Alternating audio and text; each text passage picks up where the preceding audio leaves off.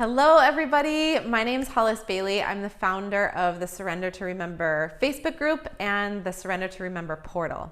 So I'm here this morning just to give you a quick download of the April theme, to give you a little bit of information about where we've been since the launch of the portal in January, and to give you some more information about where we're going. So April's theme is radical self-responsibility. Now we started January and February off with a lot of embodiment practices. January's theme was coming home to your body.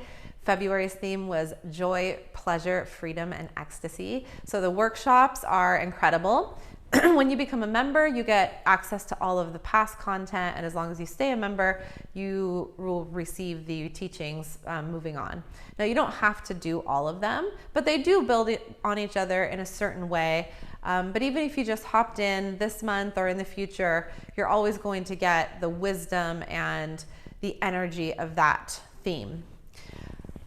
In March, we started with the emotional mastery work. So I gave the community some somatic experiencing exercises to work with. And then everything else, aside from the workshop on the theme, is really meant to support you energetically and help you integrate the teachings. So of course it's up to you to be responsible and do the activities and the exercises on your own. And the more you do it, the more purification you get, the more healing you get, the more that transpires in your life.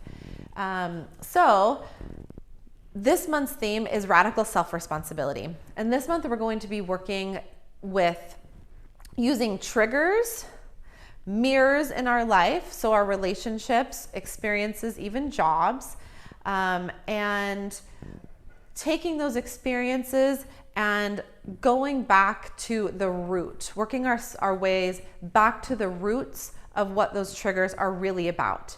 So I shared a post recently that it's never about what it's about. And my story that I shared was how my husband had come home and, come here, Luca. My dog's wanting to come in. My husband had come home for a quick break on his work break. And I was feeling frisky, and he had to leave. Super simple, right? Well, what came up for me, what triggered that and him leaving, was this whole beautiful experience of me getting to feel all the pain of abandonment, of unworthiness, of not feeling loved, of loneliness, of even feeling ashamed of that I was feeling the feelings that I was feeling, of, oh my gosh, look what a mess I am because of this. So all of that is what we're going to be talking about, and I'm going to be teaching you how to learn how to hold space for yourself in those kinds of situations.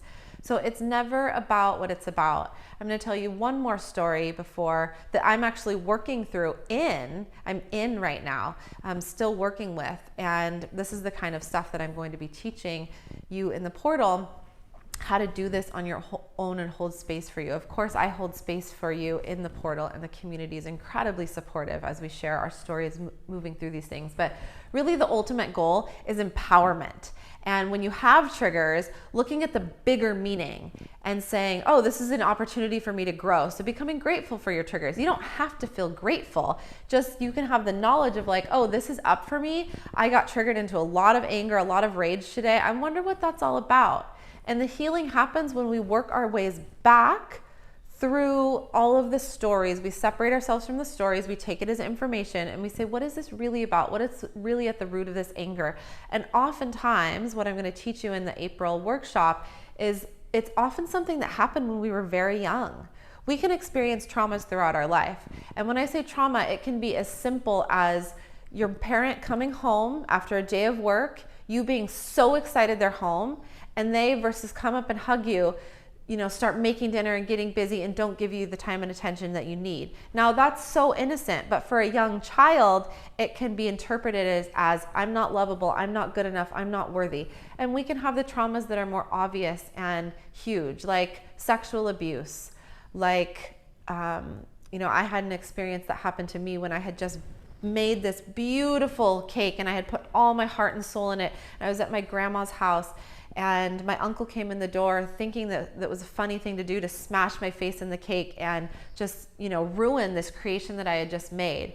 And I've worked with that memory time and time and time again, because for me, as that 6-7-year-old girl, I learned that my love, it wasn't safe to put love into things. I created this whole story around I wasn't lovable. It's not safe to love. The people in my life are not safe. My caretakers are not safe. Therefore, the world is not safe. I mean, all of these things. So it's really beautiful to get back to the root of it, and then give space to that inner child and let her or him come out and express their emotions. And this is complicated work, It often takes a lot of sitting still to really, an examination, to really get to the root of what it's all about.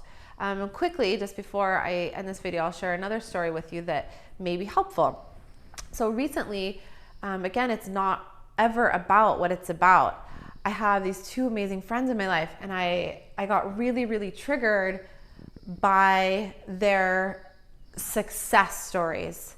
And my first result was I was so ashamed for not being able to be supportive and loving and just so proud of my friend's accomplishment. But I knew that it's never about what it's about, right? So in examining this whole thing, it was so beautiful because I was able to say, okay, so step back from the situation, saying, I know that's not what it's about.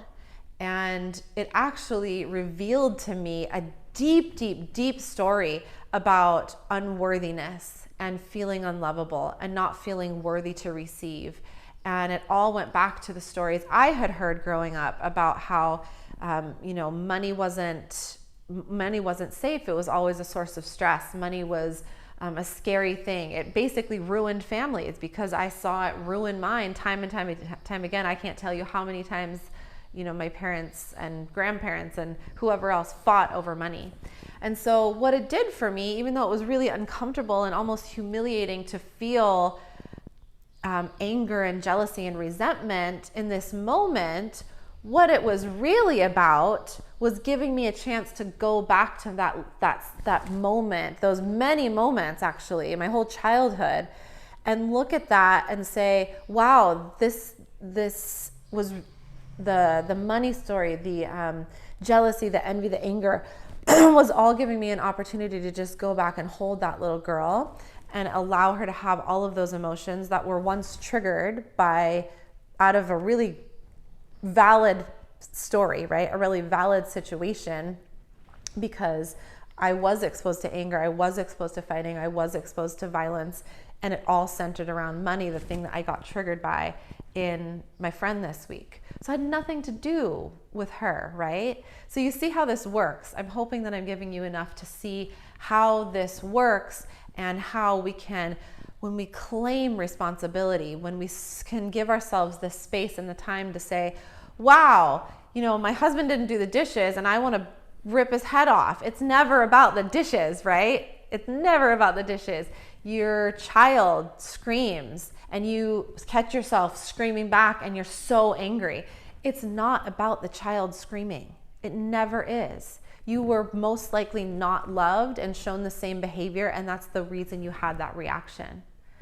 So I'm so excited to go into this work, like beyond excited. This is when things get really good. This is when we have major breakthroughs. This is when we have major transformations, when we start to be able to take control of our power back, and we can really detach ourselves from the reactions, which often cause more drama and more pain and more shame, and just kind of keep that story going.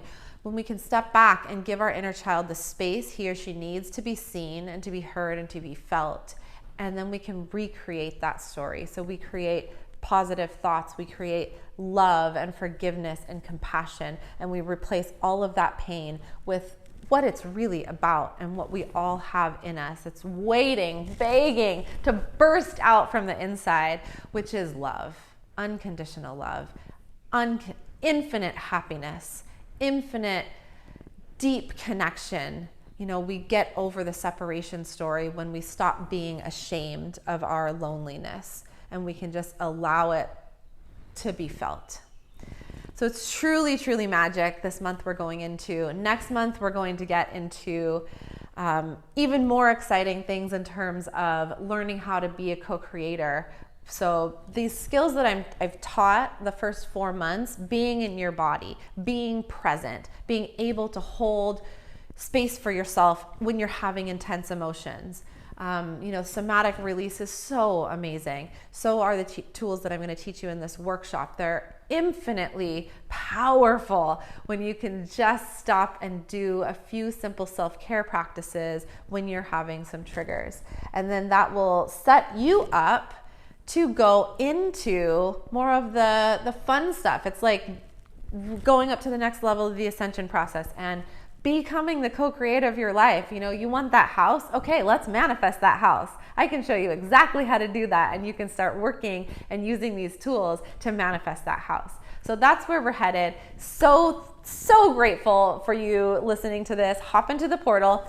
$33 a month for the group coaching program. It's a little bit more for one-on-one coaching, but the $33 a month gets you into a lot of the juice of what is in the portal. We have meditations, we have yoga for integration, we have channeling with our community channeler. So we have a live session every month with her. She gives us a download from our guides. We can ask personal questions. We have astrology reports. So just being aware of the energies that are, in and around us, so that you don't start blaming yourself for having big emotional reactions, and you can actually work with those energies. And the other tools that Andrea, our astrologist, gives us in terms of supporting yourself and doing the self-care required in these around the moons and around the energetic transitions we all go through every month. We have a live ceremony at the end of the month, which is really beautiful. And then, like I said, I give the workshop and I give the group coaching call as more of an in-person way to process together. And there you have it. I can't wait to see you in the portal. Thank you so much for being here and in the community. And I look forward to seeing you either in the Facebook group or in the portal.